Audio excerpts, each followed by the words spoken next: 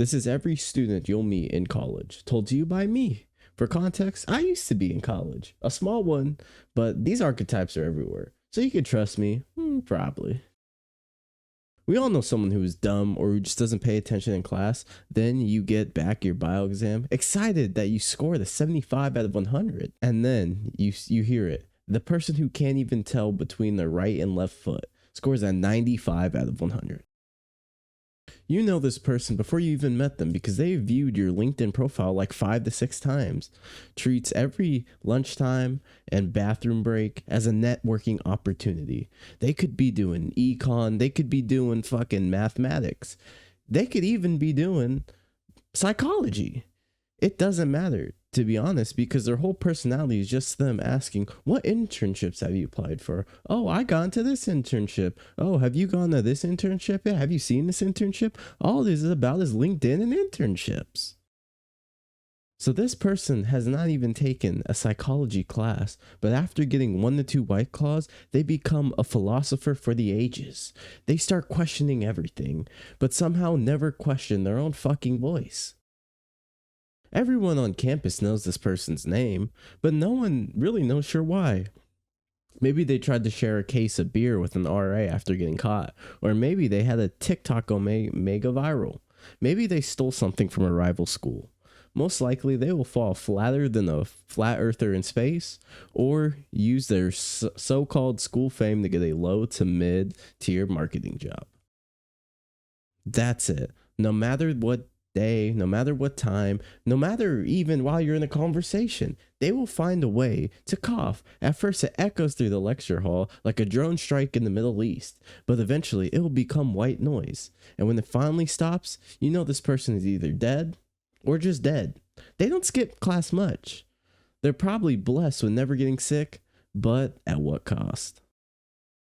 So this person is your unofficial dorm mate, but this dorm buddy is invisible. You only know they exist through sound. So like drawers slamming, keyboards clacking, moving their bed at 3 a.m. And for not that reason, trust me. Maybe once in a blue moon you see the door closing, still wondering who this person is right next to me. Even though you live in such a close distance, such as close quarters, you know nothing at all.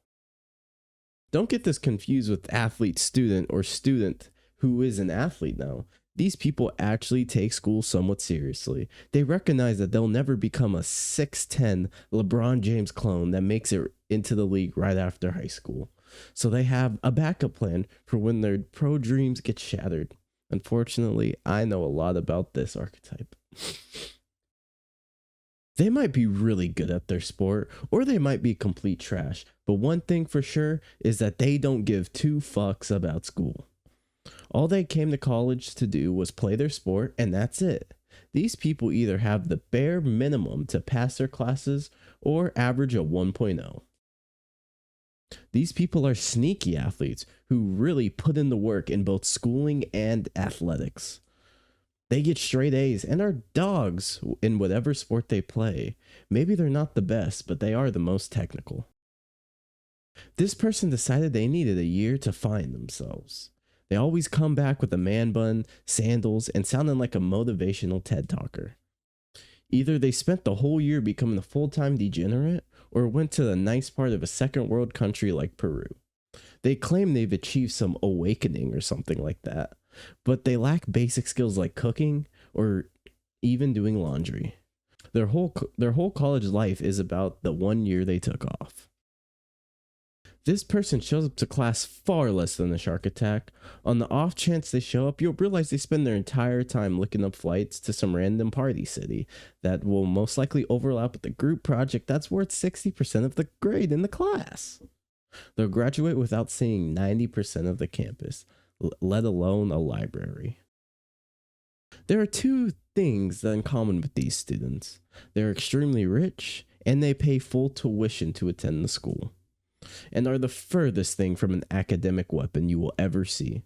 It's like bringing a Nerf blaster to a tank fight. Actually, I lied. The Nerf blaster might do some damage. It's like bringing one of those sound guns to a tank fight. This person has nothing except their MacBook. They never have their books, textbooks, pencil, paper. They don't have anything but their MacBooks. Never contribute, they always show up late, and they always are asking, hey, can I copy your paper? Hey, can I copy your answers? Hey, hey, hey, hey. And somehow they have the same grade as you, but a much, much better life. When the worst things that can happen. So you're going to eventually have friends. I never did. But on the off chance that you have friends, your friend group might go through what they call a breakup. Ooh, where two members end up beefing and it separates the friend group. And now you're stuck picking sides. And first you're like, it's fine, it's fine, it's fine. You know, we'll figure it out. We'll make do. But then every hangout session feels like a couple's therapy or a hostage situation. Eventually the friend group dies. So this student is probably in their mid 30s to 40s.